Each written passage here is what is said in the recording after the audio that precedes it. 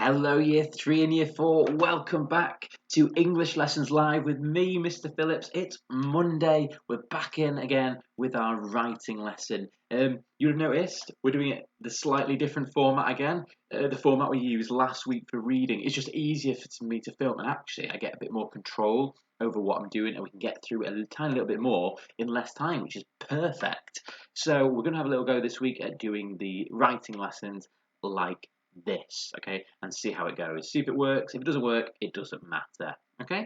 Should we start off then, Year 3 and Year 4, with a little bit of a spag starter? Let's get the ball rolling. Here we go. So, this is your spag starter for today. It says, tick the sentence that must end with a question mark. It says, just tick one. It's so important to look at that. It says, tick two or tick one. Now, which sentence must end with a question mark?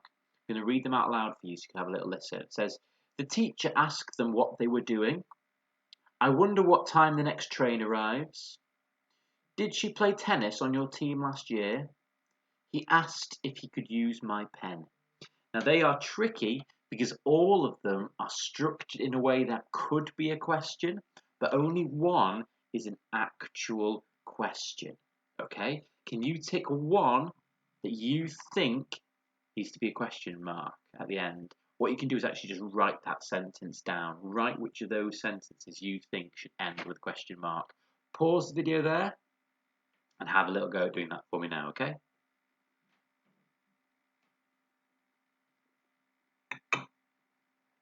Right, so hopefully now you've written down the sentence which you think needs to have a question mark, okay?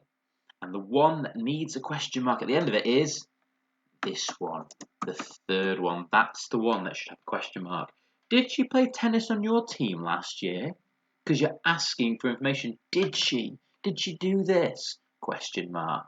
Okay. This one, the teacher asked them what they were doing. It needs a full stop at the end because it's a statement. It's just saying the teacher did this, the teacher did that, the teacher said this, the teacher asked them this. It's not a question. It's just telling you that the teacher did ask a question, which is why it's tricky. This one is the one that I imagine probably would have confused a lot of people. I wonder what time the next train arrives. It's not a question. It's not saying what time does the next train arrive. It's just saying I wonder what time the next train arrives. Yeah, it's not a question. It's a statement. And the last one, he asked if he could use my pen. Like the top one, it's just a statement of saying what he did. Yes, he asked a question, but that isn't the question that he was asking. Okay? Only this one is an actual question where you're requesting information. Okay? That's a really tricky one. Well done if you got that. Okay? So, these are all taken from different SPAG tests. So, these are real, proper SPAG questions this week, which is really, really good. Okay? Now, it is time for us to move on to what we've been waiting for. Plot point 5. The wolves come out of the walls. Now, the last couple of weeks, we've been doing one lesson per plot point. This week, both of our writing lessons are going to be focusing on this plot point of this picture here when the wolves come out of the walls. Okay, so as you can see here, here's our task. Write a plot point 5. Just write plot point 5 will do, won't it? Write plot point 5. The wolves come out of the walls. And we're going to focus today on description. On Wednesday, we're going to focus on the action that happens within that plot point. But in this one, we're just focusing on the description. Okay? I'm going to scroll down a little further here and we'll see our challenges. Now, you can see these icons along the side. These are going to help you. These are the 9 ideas of writing that we spoke about way in week 1, okay? Smell, sound, sight, touch, taste, thought, dialogue, action, and feelings. If you ever are in the mood of, I don't know what to write, I don't know what to say next, then use one of these ideas for writing. You can also see that I've written our 3 writing challenges here. So our first challenge today is to use a simile to say that something is like something else or as quick as or as ferocious as something else, okay? So we want to use a simile. Our next challenge is to use a metaphor. So with a simile, when you say that something is like something, a metaphor, you're saying it is something. You might say, he was a bulldozer smashing his way through the crowd. Okay, he's not really a bulldozer, but we're saying that he is because we're using a metaphor. And the last one, challenge 3, to use an embedded relative clause. And a relative clause is those who, which, where sentences. John, who was 7 years old, or Paris, which is located in France, or my caravan, where I go on holiday. It's those kind of extra information relative clauses, and we're going to embed them in the middle of a main clause, in the middle of a sentence. Those are our challenges today. Okay, so let's get started. Starting off a description like this is always really, really hard. Now, I know that I left my story last time with the brother saying wolves in the ear, and I know a lot of you took that as well, which is really, really good. So I do need to link those two things. I can't have the brother saying wolves in her ear and then suddenly bang, they're there. I need to add a bit of cohesion. I need to link it together a little bit. So I don't need to go as in like he whispered wolves and then describe how she went to bed and all that. I can jump a little bit in time. So I might say I want to give the impression that a few nights have gone by. So maybe every night for what seemed like weeks, Lucy waited and waited for the wolves to come. So every night for what seemed like weeks,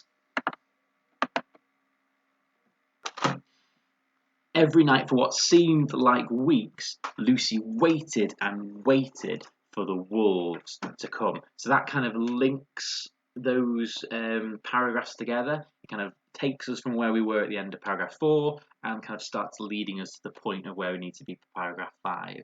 So every night for what seems like weeks, Lucy waited and waited for the wolves to come. And then I think I might use a nice short sentence just to say kind of like they were there. One night she had to wait no longer. One night she waited no longer. One night her waiting came to an end. There we go. So what I'm doing there is I'm very clearly hinting to the audience what happened. Every night for what seemed like weeks, Lucy waited and waited for the wolves to come. One night her waiting came to an end. Fabulous. So, how do they get out of the wolves? In the book, they're just there. They just appear. But I want to kind of break it down. We're doing the description of them arriving. We'll do the action where they're chasing the family through the house on Wednesday. I want to do the description of them getting in first. So maybe I kind of imagine, the walls kind of like starting to crumble and like the plaster and the wallpaper starting to rip off and like pores kind of going through the walls. I think that might be quite creepy and quite menacing. So I might kind of go for that one. We want this kind of slow build, don't we? We don't want it to be like, suddenly they're there.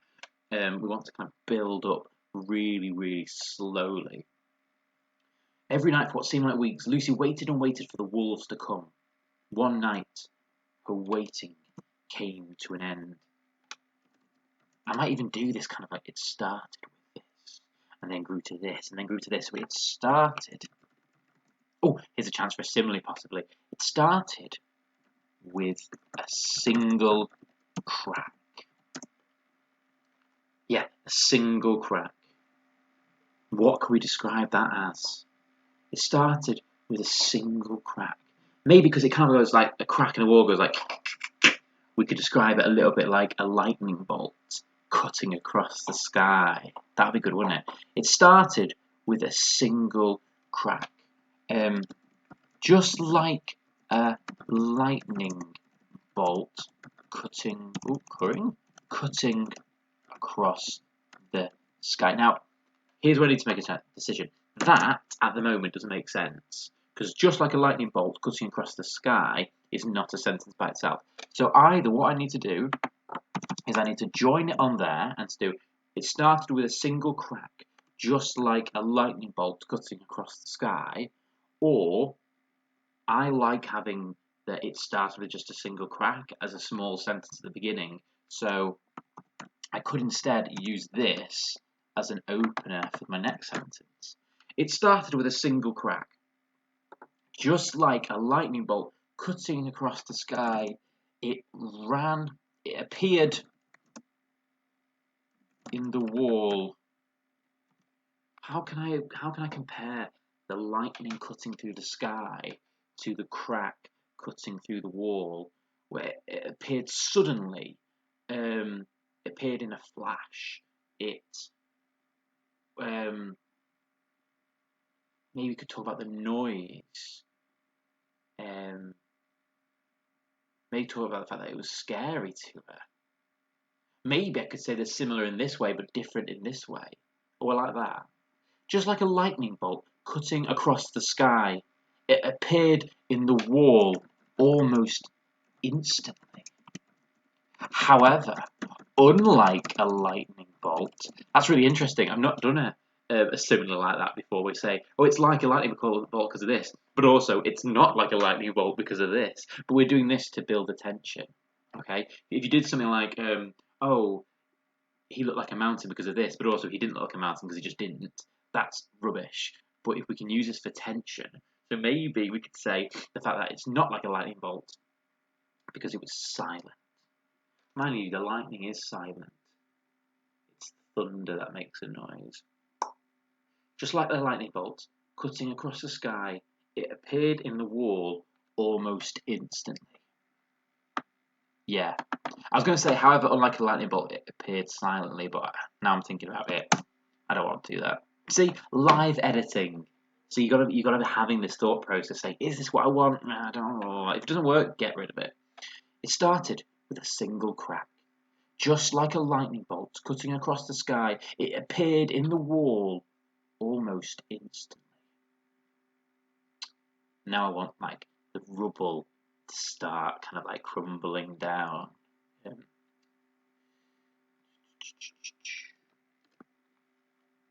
I'm trying to avoid using it again. I feel like I might be getting into a habit of saying it was this, it did this, it did this, which gets a bit boring. Bit by bit. That's a good sentence starter, isn't it? Bit by bit, this happened. Because now I can say it, because I've actually used a different opener for the sentence. It started with a single crack. Just like a lightning bolt cutting across the sky, it appeared in the wall almost instantly.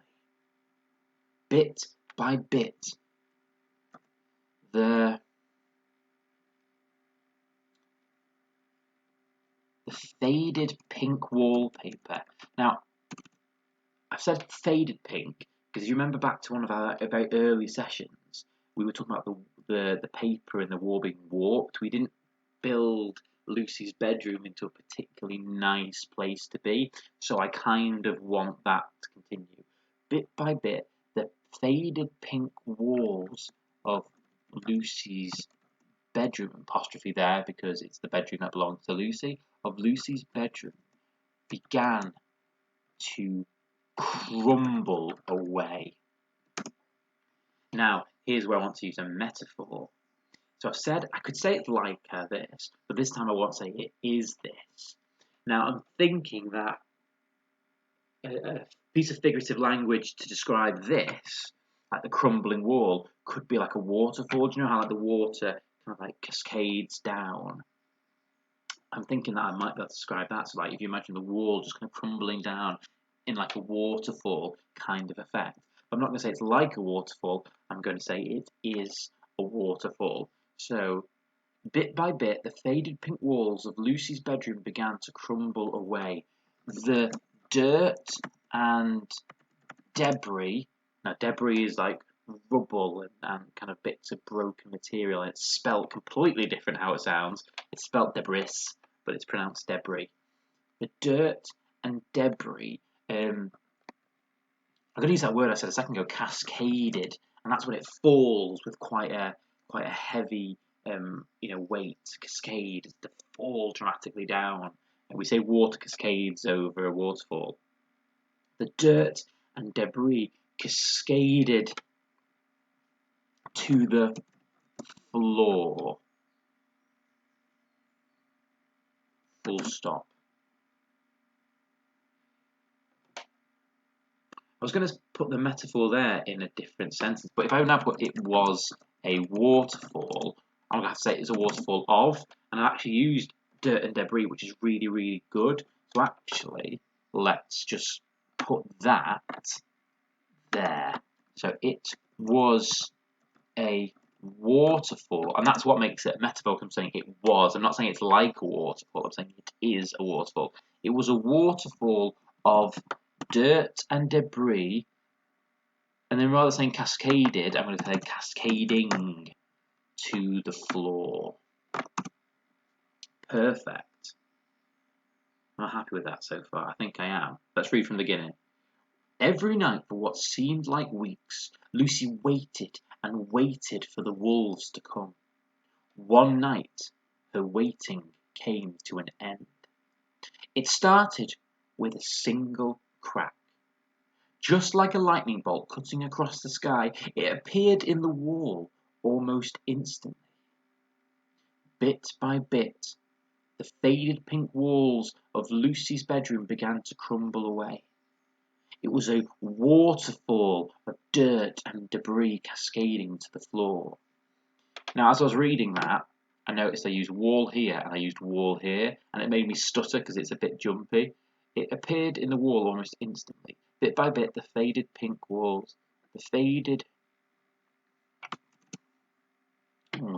that needs to be walls, really, doesn't it? So it needs to be this one. It appeared. Do I need to say in the wall? No, I don't think I need that preposition phrase. I'll probably get rid of that. It appeared almost instantly. Yep, perfect. Bit by bit, the faded pink walls of Lucy's bedroom began to crumble away. It was a waterfall of dirt and debris cascading to the floor. Amazing. So now I've got a simile and I've got a metaphor. I just need to get the embedded relative clause in there so I can be a bit creative for a little bit. So we've had the crack, we've had the crumbling. Now I want this idea of the pause, and maybe for being really scary, like the eyes kind of looking through. What kind of eyes do they have? Oh, these like perfect yellow glowing eyes, and there's loads of opportunities to use a relative clause there, which gleamed like a car headlight or something like that, but not rubbish. I'm really harsh on my own writing. So give myself a bit of extra space there. Right. I've just realised that I've not included Lucy in this. I've said it's happening, but I've not actually said where Lucy is. So maybe I should have Lucy waking up and then seeing it so that she can describe what she saw. It was a waterfall of dirt and debris cascading to the floor.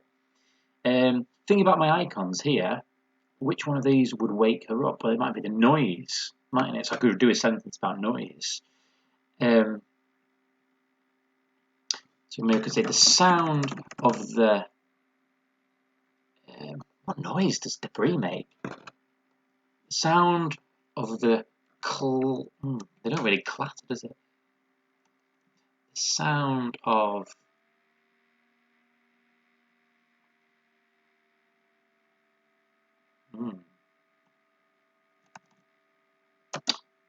Actually, I might go for an idea of more kind of like, Lucy was used to noises, but this time they were growing louder and louder, and even she couldn't sleep through it. So maybe I do something like, by now, Lucy was used to unusual noises in the night. Bit of alliteration. In the night. But even she was unable to sleep through the ever-growing... Now, what could I compare the sound to? I don't want something nice like an orchestra or a choir. I want something quite scary. But even she was unable to sleep through the ever-growing sounds of destruction. But even she was unable to sleep through the ever-growing sounds of destruction. I don't think I like that, but I'll come back to it in a little bit and I'll see how I feel. I'm not a fan of that, really. I might highlight it in yellow to remind myself that I'm not happy with that. I'm not going to sit on it for too long. I'll come back and I'll edit it in a bit.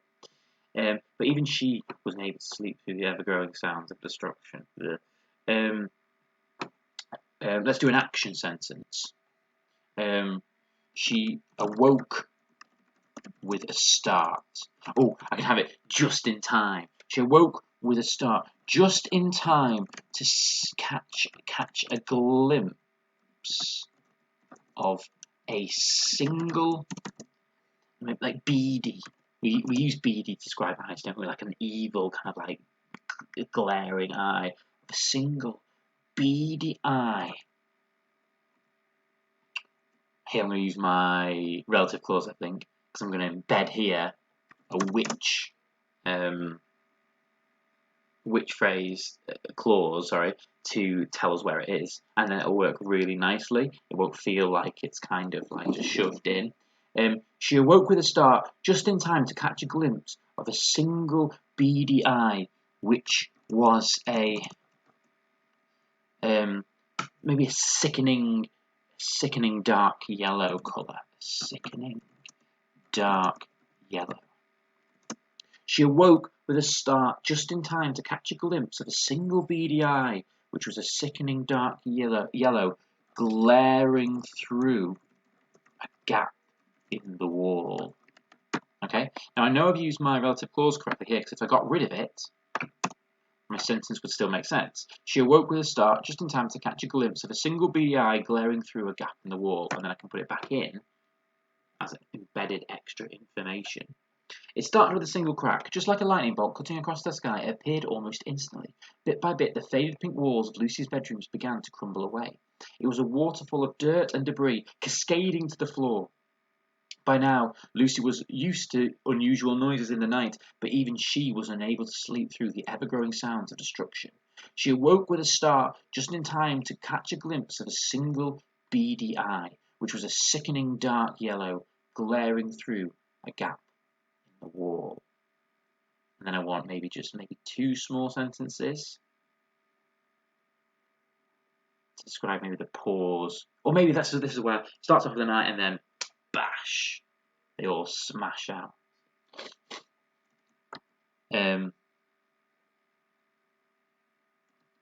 She froze. Ooh, a lovely dramatic short sentence there. She froze. The room was silent.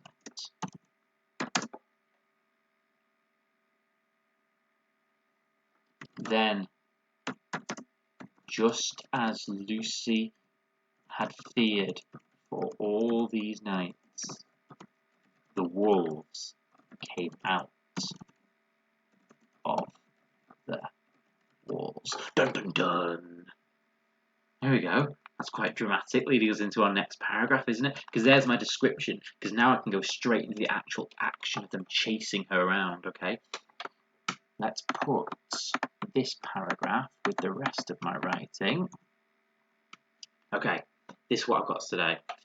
Every night, for what seemed like weeks, Lucy waited and waited for the wolves to come. One night, her waiting came to an end. It started with a single crack. Just like a lightning bolt cutting across the sky, it appeared almost instantly. Bit by bit, the faded pink walls of Lucy's bedroom began to crumble away. It was a waterfall of dirt and debris cascading to the floor. By now, Lucy was used to unusual noises in the night, but even she was unable to sleep through the ever-growing sounds of destruction. She awoke with a start, just in time to catch a glimpse of a single beady eye, which was a sickening dark yellow, glaring through a gap in the wall. She froze. The room was silent. Then, just as Lucy had feared for all these nights, the wolves came out of the walls. Yay! Don't quite know what I'm going to do with that yellow phrase. I'm going to leave it there, though, because we have reached our time, and maybe very first thing on Wednesday's lesson we can have a little look at that. Obviously, if you guys send me your writing in by email, and I see someone's idea that I think, yes, I'm going to have that, I might steal one of your ideas to put into my writing. Thank you so much, guys. I will see you tomorrow for our reading lesson.